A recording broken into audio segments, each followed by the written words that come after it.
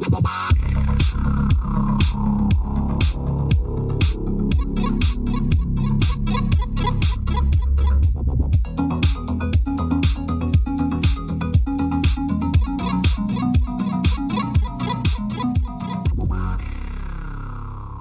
and welcome to the Unlucky Frog Gaming Podcast. You are joined by two of your usual hosts, Ben.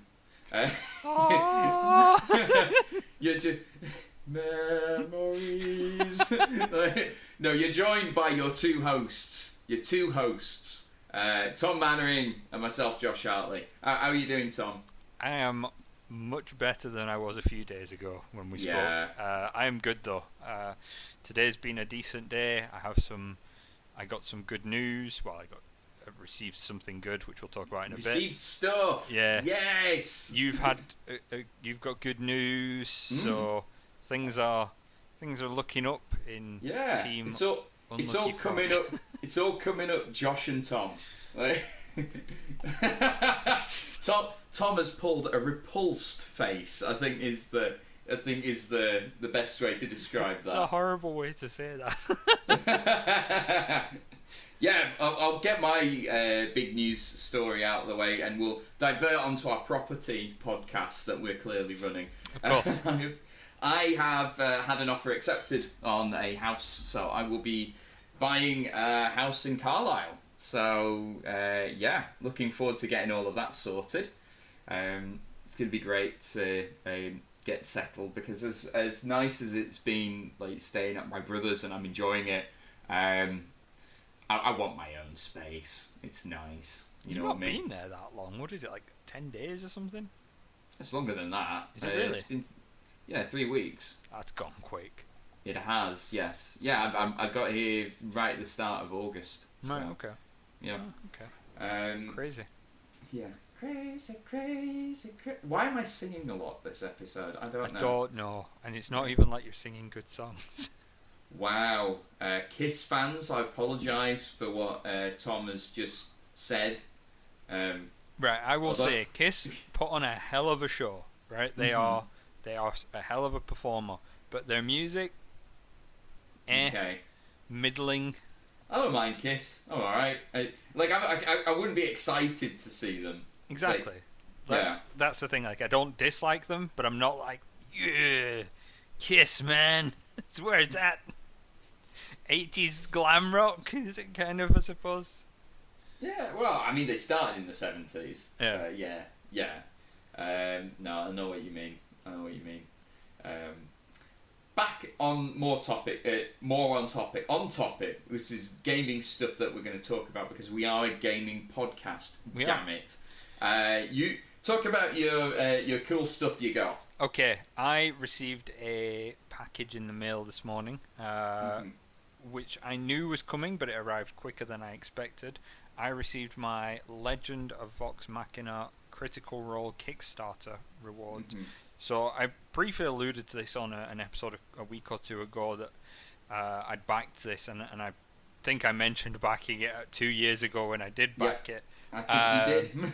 And this is the rewards. The backer rewards have arrived this very morning, and they're great. I think, I really was quite impressed with the quality of the delivery. It comes in a Legend of Vox Machina. I'm showing Josh. I appreciate people can't see this. It comes in a Legend of Vox Machina envelope. On the back of the envelope, it says, "The legend begins. You were always besides us. Love Critical Role," which I thought was quite nice. Aww, it's quite sweet. I backed at I think it was £100. I backed at because I was feeling flush when this came out. So I got some playing cards, Vox Machina playing cards. I got some dice. I got a beanie. I got some stickers because I'm 5. I got some. I got like a display art as well from I think it's one of the first cells for the animation, as like a display art piece as well. I didn't really back it for the rewards, if I'm honest. I backed it because I want to see the animated show. But yes, I think that was the point I was just about to jump in at. The big thing was help funding this TV series. So, yeah, exactly that. The rewards are a nice bonus. There's some digital stuff as well that I've already got, but yeah, the physical rewards are lovely, but I really want to see the animated show, and that's what I'm excited about. So that was a really nice. I've had a rough week up to this point, but that was a lovely thing to get through the post and lifted my spirits. A little pick me up. Oh, yes. That's nice. Just I want to go off topic a little bit. Okay. We lasted 5 minutes. It's cool. You say we. I've not taken us off topic yet tonight. How dare you, sir?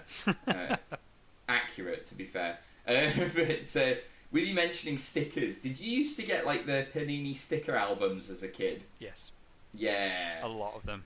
So I went through a phase when I was like a kid, and I remember getting like sticker albums for stuff like Sonic and Monster in my pocket had a sticker book. I remember I had that. God, as well. I forgot that existed. Yeah, man. Yeah. Yeah. And then when I was a bit older, and I was at sort of like back end of primary school, I think we did like the FIFA ones, you know, when football was a big thing. I had no interest in football at school. I just liked collecting stickers and putting them in a book, and I was so meticulous about like aligning the sticker perfectly, you know, in like the slot you got. I'd be like, and like getting the shinies and stuff. Like I remember like the economy bit, and I think this still exists as well. Like the economy behind it, where you'd be like, well, this is a shiny, so it's worth like 3 normal stickers. And stuff like that. Like no one made that rule. Trading. That was just a weird rule that kids brought in. You know, we as kids, as a society, have decided that a shiny is worth 3 normal stickers, and then you try and get like the big players. You know, like I think Giggs was like a big player when I was a kid and stuff like that. Yeah. Yeah, that was crazy times, man. Crazy mad times.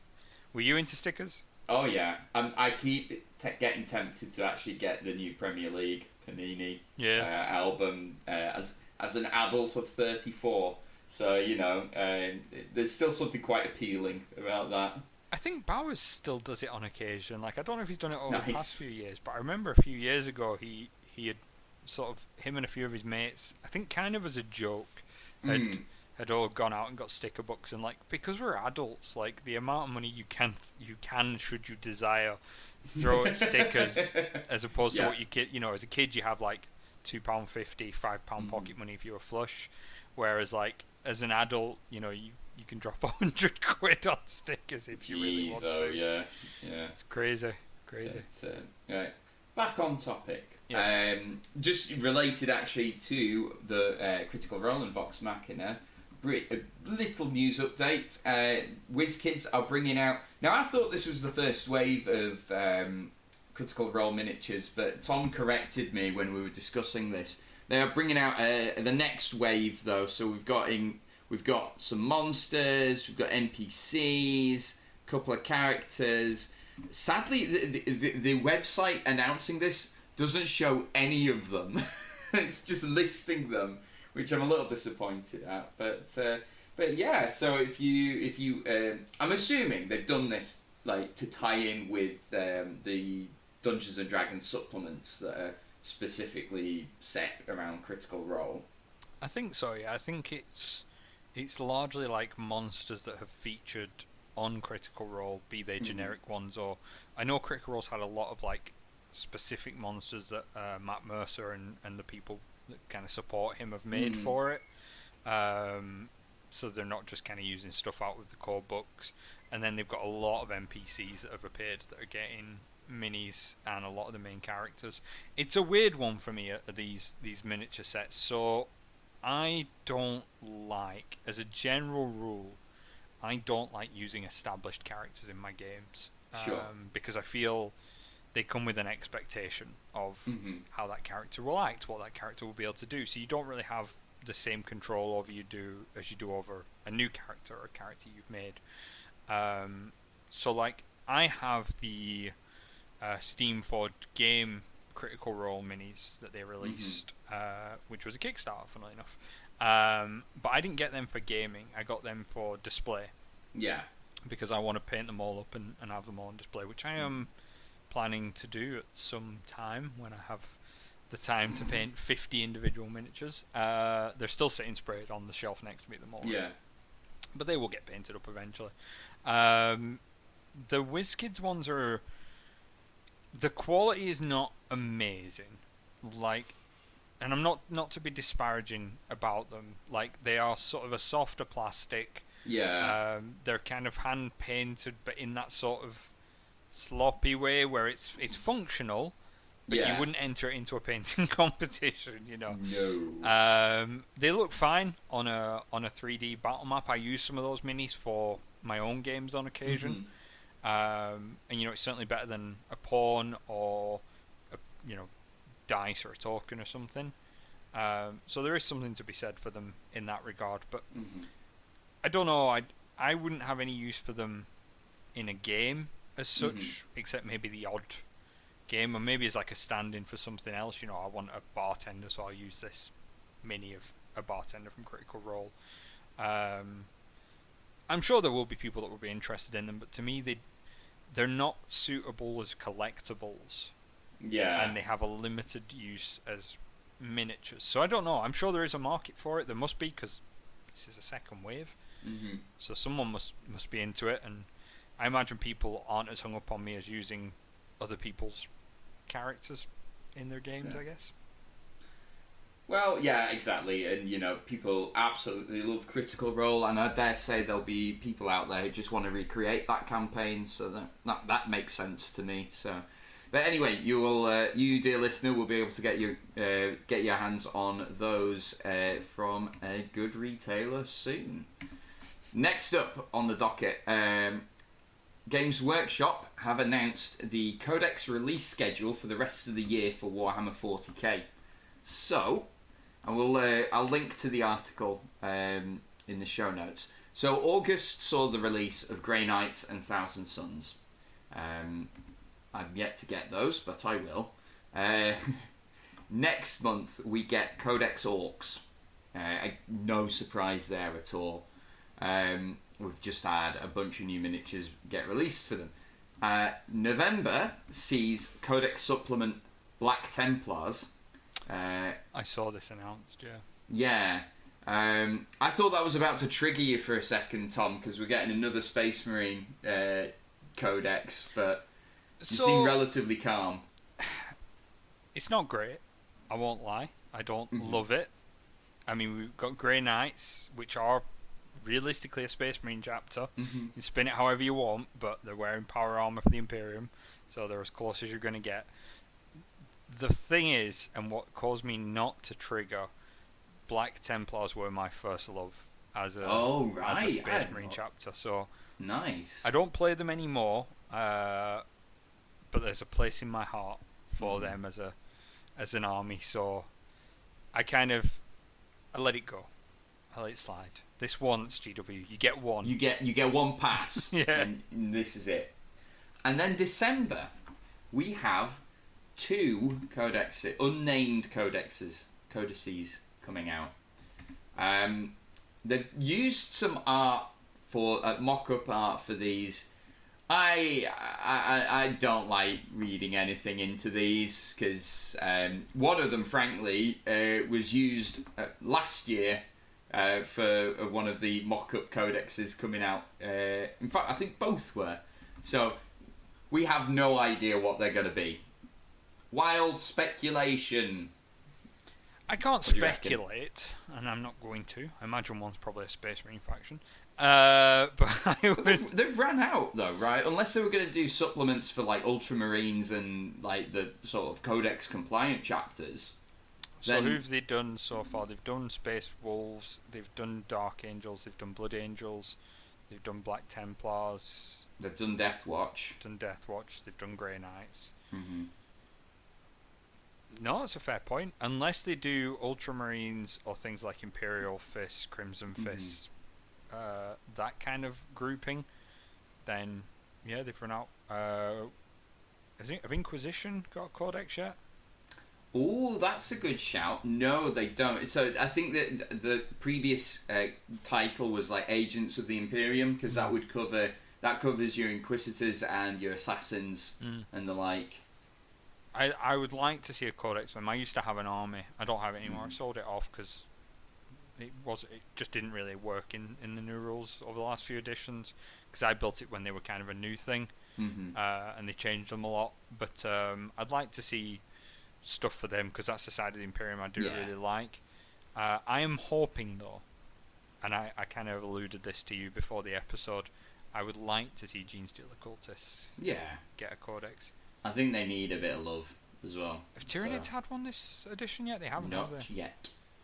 It would be cool, maybe wishful thinking, if it was Tyranids and Genestealers. Oh, that would be neat, yeah. Together. Tie in, like a sort of horrific Christmas. What have they got left to do? Those two factions, Custodes, Imperial Guard, Craftworld Eldar, Harlequins. Josh tries to remember the other factions in 40k. Chaos Space Marines. Although they have said that Chaos Space Marines are coming next year. Okay. So we know one of these ones in December is not going to be Codex Space Chaos Marines, and Chaos Demons as well. We haven't had them out yet, and I think that's it. There are some. As much as I would like it to be Genestealers and Tyranids, I could see some of those maybe taking higher billing. Here's the thing, right? It's not gonna. I don't think this is gonna be a release where we see like a launch of a new wave of models as well. We'll probably get one for each codex, but that's it. It's not gonna be like Orcs had the treatment Orcs have had this year. Mm-hmm. So for me, that kind of rules out things like Craftworld Eldar and Imperial Guard, because they need new models real bad. They need all of their, like a load of their kits redone. Did Imperial Guard not just get their base troops redone though? It's an upgrade sprue. Right. It's not a brand new unit. You have to buy your Cadians and... Oh, no, tell a lie though. Kill Team does have new Imperial Guard models. But, like, that's it. That could lean towards Guard though. Kill maybe. Team has kind of signposted stuff like that before. I mean, if you think the last Kill Team release had Necrons in it right as 40k dropped the new Necrons as well. Yeah, that's true. Well, in some similar time span. Less said about that, the better though, because I'm still salty about that. Anyway, so again, we'll link the article. You can wildly speculate to your heart's content after listening to this episode, and we'll see how wrong we all are. Speculate in the comments. Give me something to be angry about. Yeah, make Tom angry. He takes it out on me, so please don't. Anyway, moving on. We have an old favourite of ours is getting a new edition. Z-Man Games. I'm assuming it's Z-Man Games rather than Z-Man Games, but I think Z-Man Games sounds better. To be fair, Z-Man Games is in a dangerous territory. Yeah, let's not deliberate on that any further. Z-Man Games have announced a new edition of Citadels. See, when I was first getting into, I would say, proper tabletop gaming, in quote unquote air mark. This Citadels was one of the first games that I played. Same. I recall having a gaming night round at my old flat, and Scott took it upon himself to do some sort of rhyme for announcing every player. He emceed the game. Yeah, it was great. Pretty much. Yeah, I think that was my Citadels, was it not, as well? I believe so. Yeah, I believe so. I love that game. Like, I think we played that at Scott's Stag Do and stuff like that. We did, yeah. It was great. It frequently appears. If I'm anywhere nearby and board games going on, you could probably guess that Citadels will be there. Yeah. Can you guess when it was first released? Ooh. I'm going to guess. I feel like I'm on a game show. I'm going to guess that it was released in 2004. Is that your final answer, Tom? Yes. Dramatic music. Dun, dun, dun. Yes. You were very close. Okay. But you don't win the car. Okay. It was the year 2000. That game is 21 years old. That game can drink in the US. Yeah, there we go. Weird thought, but there we are. And I'm having a look over the article. I don't think they're changing like the mechanics of it at all, nor should they, because it's a great game. They don't need to mess around with that. They're just updating the look of it and giving it a bit of a new lease of life.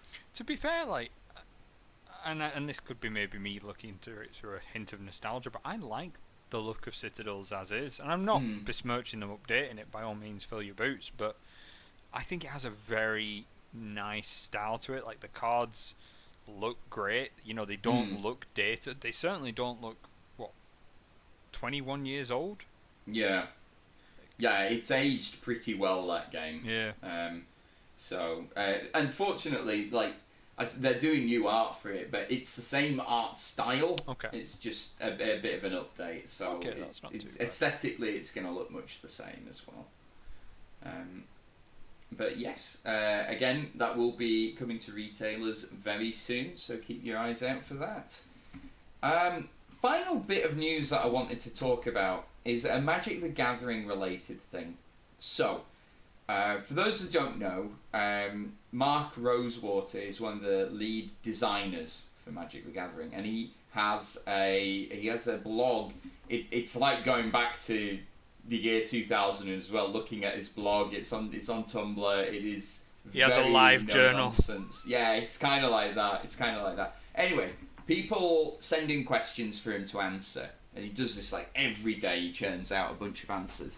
A couple of days ago, we had the following comment. Hi Mark, I just want to thank you for an amazing year of Magic. I loved Kaldheim, and Strixhaven has become my all-time favourite set. However, I am not a fan of Adventures in the Forgotten Realms, and it has me concerned for the future of Premier sets. I wish Premier sets were reserved for Magic's own IP. And to which Mark has simply responded, future sets with non-Magic properties will not be Premier sets. Now, what the heck do we mean by a Premier set? This was... I hear you ask. Yes. Nobody at all. That was the first thing that came into my head. It's like, I have no idea what he means by Premier set. Apparently, a Premier set is now what they now call like any standard legal set.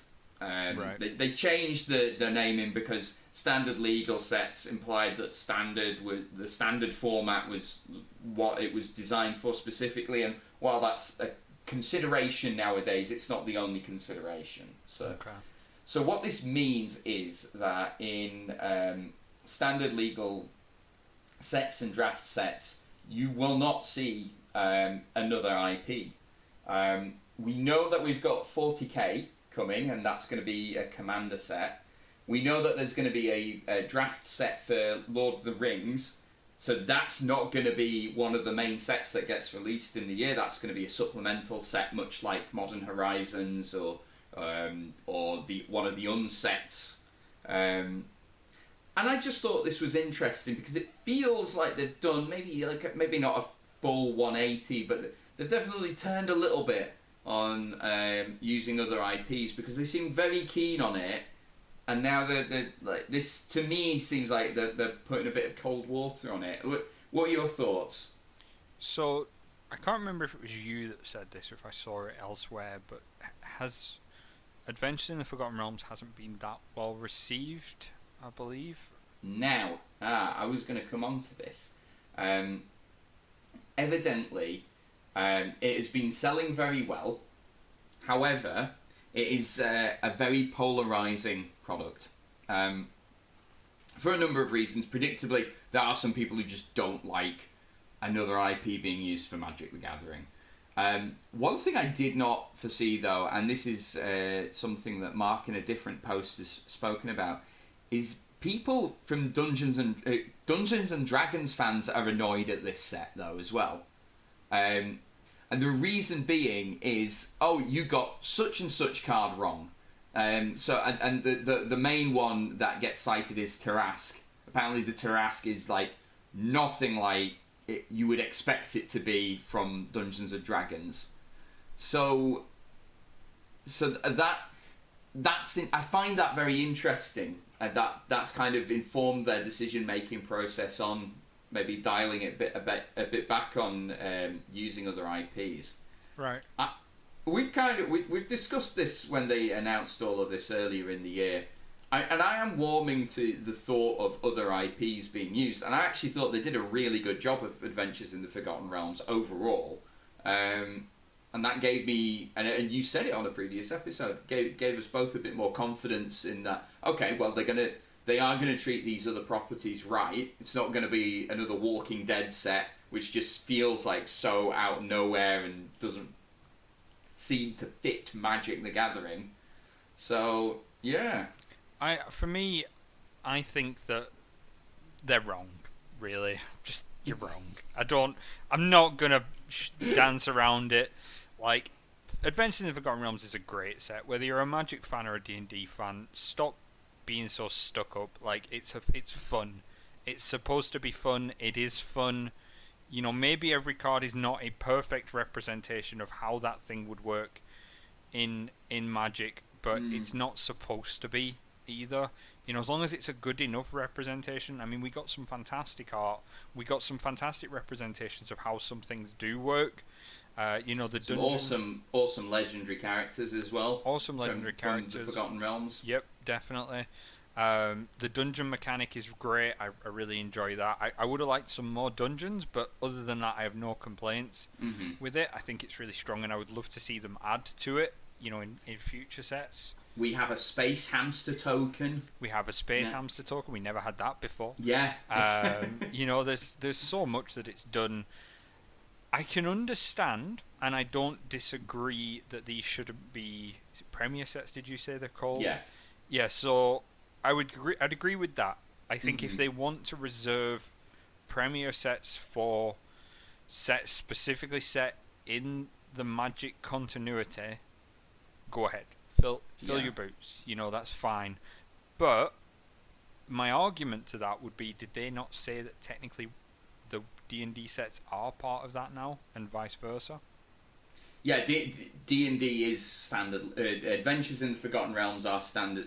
Oh, you're talking about the setting, sorry. Yeah. Let me cut all of that and look professional. Yes.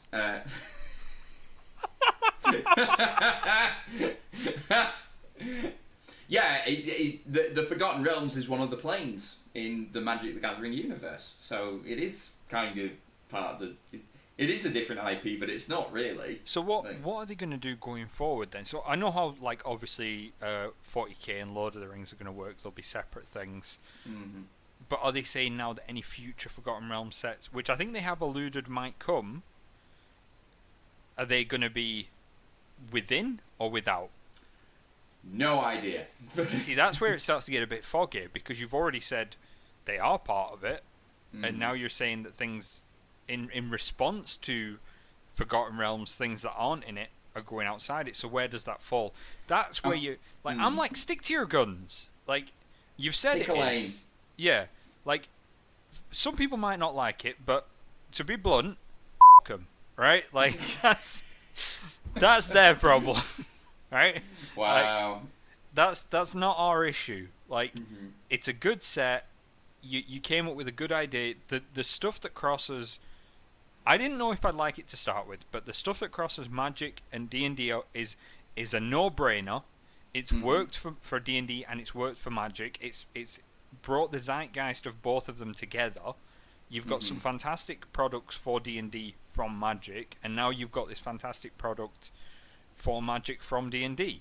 That's fun for it's fun for everyone. It's fun for all the family, right? Like, it's just good, and it annoys me that people are naysaying something that is... Don't you laugh at me, right? It annoys me that people are naysaying something that's not even that far out of the... This isn't Walking Dead. This isn't My Little Pony. This isn't Transformers. This isn't 40k. This is something that, in my opinion, probably inspired the creation of Magic the Gathering, that you are now saying isn't good enough. No!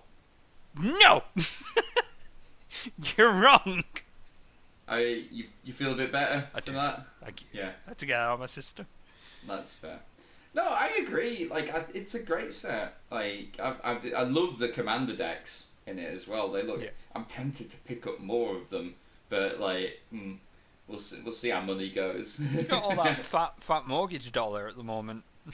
Yeah, I do, and I need to retain it so that I can use it to buy another house. That's fair. So I can't go nuts. Middle class problems. Yeah, exactly. What are you gonna do? But yeah, I've really enjoyed this set. It's reignited your interest in Magic the Gathering as well, and I imagine you're not alone in that. So I do think it's a bit of a shame that obviously some people just don't feel the same way about it, but what can you do? And it's fine for them to voice that. I know I'm being a bit ridiculous about it, but it's fine for them to voice that, but I think backtracking on it is a bad move for Wizards. I think, you've made a decision. This isn't a controversial decision. This isn't some big political driven agenda or anything like that. This is part of our universe now. It's a really simple thing. It's ridiculous issues that people take.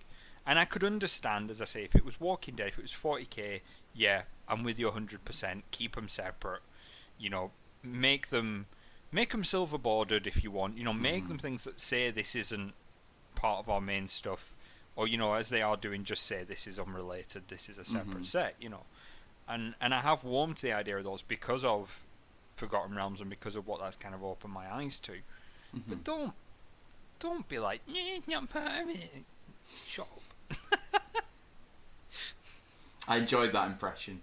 Yeah. I think it's accurate. I think it was actually quite funny because I was listening to a YouTuber the other day because I don't really watch YouTube. I put it on and have it on in the background. I was listening to this YouTuber the other day, and she was doing something similar where she was taking the mick out of something someone had said in her community to her, and she did that exact kind of voice. And I just think it's funny that there's this universal impression that everybody does of somebody who's just being annoying. Well, it's funny that I was saying the other day that every girl that I've ever met and known has the same impression of their boyfriend or husband. It's like exact same voice that they do, that sort of thing. It's true. It's true. It's universal. Covers all the ranges. I think we'll just briefly. It got me thinking. This whole thing. It's so funny, the fandom around these tabletop games, because I don't know about you. There are some people in these communities that just they seem to loathe the thing that they're a fan of. This is really topical that you've mentioned this. So it's not relevant necessarily to board gaming, but it's relevant to gaming in general. So I don't know how aware you are of the MMO communities for gaming, but recently there's been a big trend. So obviously you're aware of World of Warcraft. I'm sure everyone is. And I am aware of all the controversy at Blizzard Activision as well. Right, so that's not what we're going to talk about. There's been some bad stuff going on there. There definitely has. But out with that, which is horrendous in its own and stands apart from this, World of Warcraft has not been doing well as a game recently. It's been performing quite badly.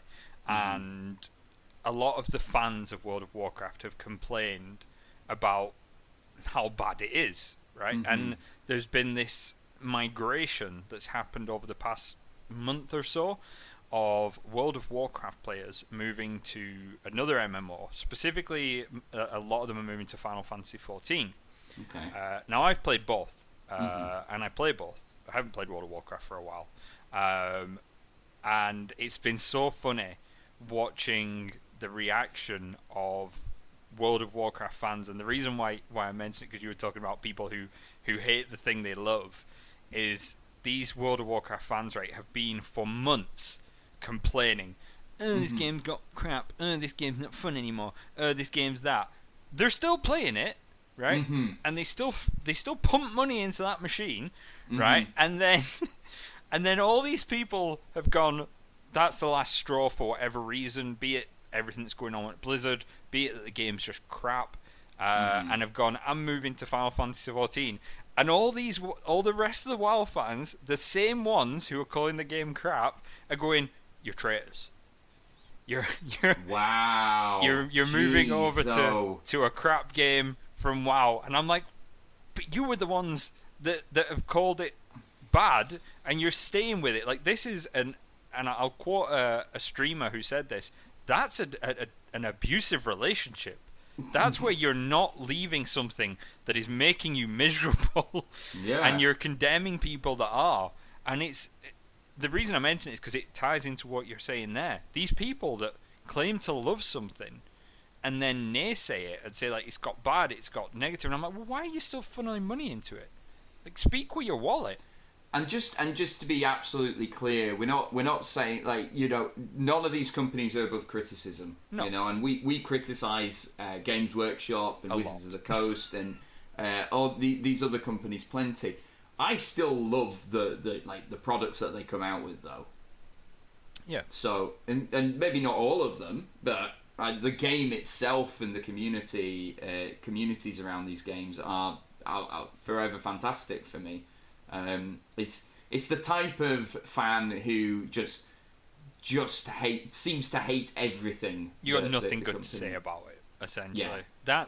That's exactly what I mean. You know, you can criticize something you love. You know, you can recommend ways to make it better. You can suggest ways, you know, it can be improved, and it can. And that can be a good thing, you know. Constructive criticism is essential to developing stuff, and that's why a lot of good companies listen to fan feedback. Incidentally, WoW don't, which is the difference. And I suppose the argument could be made on Wizards walking this back is, are they listening to that feedback? Is that why they're walking it back? That, you know, it's not part of it, and maybe that kind of shoots me down, and that's fair. You know, I'll take that hit. But you can't get to a point where all you do is criticize a hobby and then claim that you love it. That's not loyalty. That's self-destruction. Like, that's you investing in something you don't enjoy anymore. So you've got to kind of find that balance of, do I enjoy this, or does it make me absolutely miserable, and should I really still be engaging with it?